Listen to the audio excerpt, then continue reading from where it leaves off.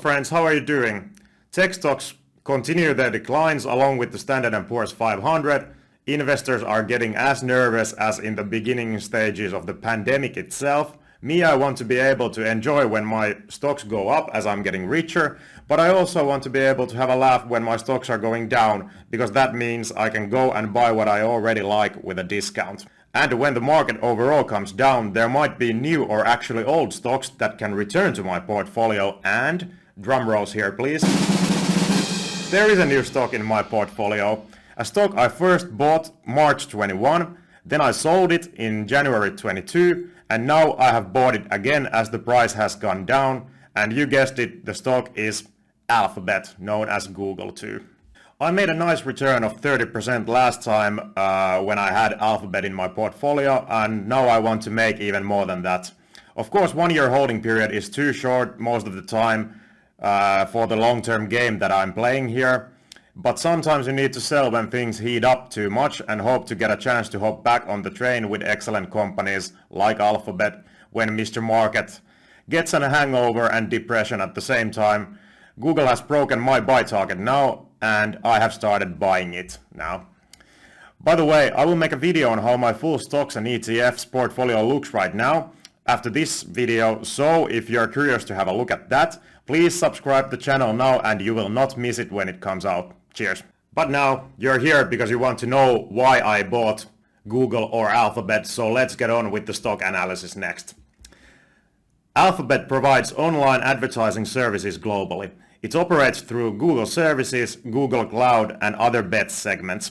The Google Services segment provides products and services such as ads, Android, Chrome, hardware, Google Maps, Google Play, Search, and YouTube, as well as technical infrastructure and digital content.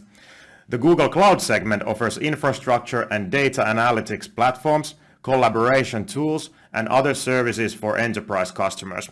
The other BETS segment sells internet and TV services, as well as licensing and research and development services. Here is a list of reasons personally for me why I invested in Alphabet in no particular order.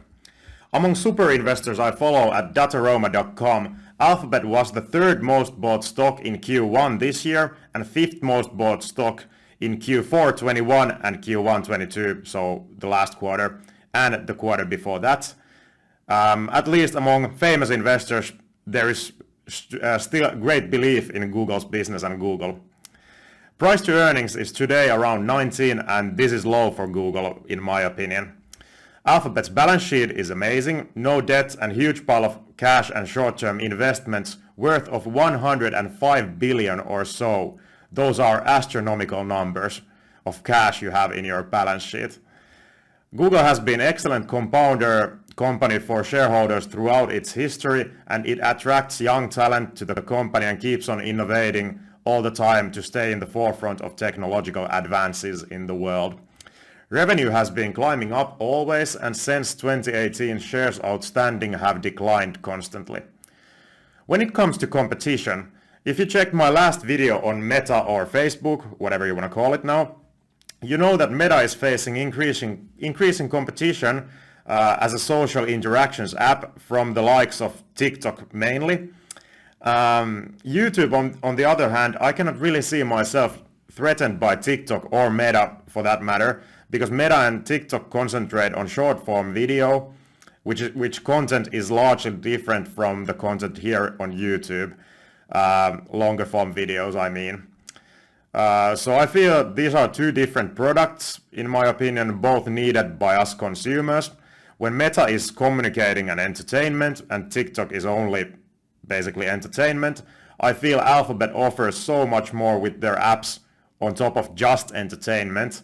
Don't get me wrong here, YouTube also has huge entertainment value, but it also has educational and informational value, not to even mention Google Maps, Google Search, and what else you have there.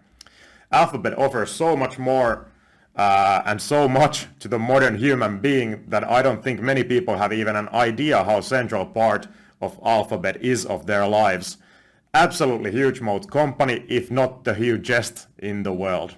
Talking about the entertainment value of YouTube here as a quick side note, I'm quite bearish myself on streaming services like Warner Bros. Discovery or Netflix. If we are heading towards a global recession, I believe when people start cutting their costs, streaming services' monthly fees will be the first ones getting thrown out of the window. The other day I realized how little I actually watch streaming services if I would exclude live sports, which I tend to watch more than an average person for sure. I could myself be very okay with just normal TV, YouTube and the Finnish broadcaster's Yle's Arena streaming service, which is free of charge here in Finland, or to be more precise, everyone needs to pay for it through your taxes. So let's say it's not free, but you must subscribe to it and pay for it always. I think I would be entertained without any additional streaming services myself, only with normal TV, YouTube and Yle's Arena service. But now, back to the Alphabet. Of course, Alphabet has their other bet segment too, which is everything cool and new. And who knows, something great might come out of other bet segment too. That's kind of a wild card here. Then turning our focus to web browsers, Google's Chrome is the most used in the world with 64% of the global market, with number 2 being Apple's Safari, far behind with 20% of the market. And finally, with the cloud infrastructure estimated to be worth around $180 billion as a market today, Google Cloud has 10% market share, only behind Azure with 21% and Amazon Web Services 33% market share. Well then, when you have all these good things, why to invest in Google or Alphabet, then we also need to discuss some risks here around the stock. Risk number 1 I have identified is that money will be splashed to other bet segments in projects that go bust. So bad capital allocation in the future is one risk with Alphabet. Another one is regulatory crackdown in the fashion of China and Chinese tech stocks, this time made obviously by US government when we talk about Alphabet here.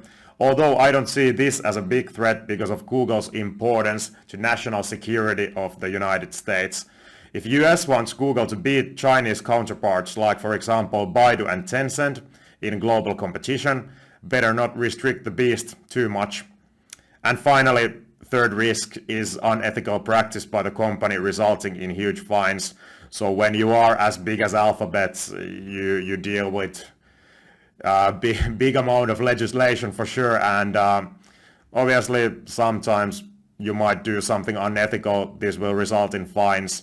Just as a risk, needs to be mentioned as a risk, even though I don't suspect Google breaking any laws or something like that. It's just when you're so big as Alphabet is, this legislation, unethical practices, these become pretty much your everyday business. But again, to be honest, the possibilities versus potential risks around Alphabet are skewed heavily towards possibilities in my opinion. I'm actually getting a feeling I'm not fully understanding Alphabet stock here, or I'm missing something myself, because I don't understand how the stock still keeps sliding downwards. Kind of a mystery for me. If I missed something, please let me know in the comment section below. But this will take us now to the valuation part of the video. So let's now check Google's or Alphabet's valuation.